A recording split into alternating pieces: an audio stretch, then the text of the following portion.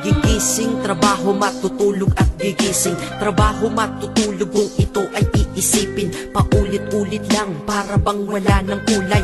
Palaging ganito, ano ang punto ng iyong buhay? Sa sweldo, babayad, sa sweldo, babayad.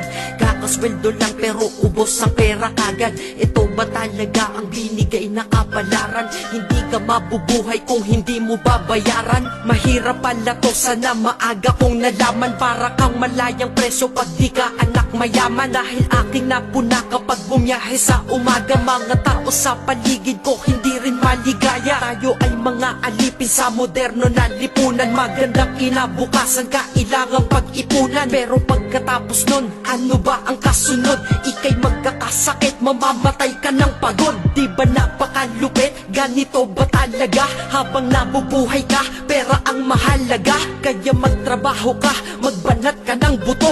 Yan ang salitang maririnig mo sa buong mundo. Dahil libre lang mangarap, pero mahal mabuhay. Pero kapag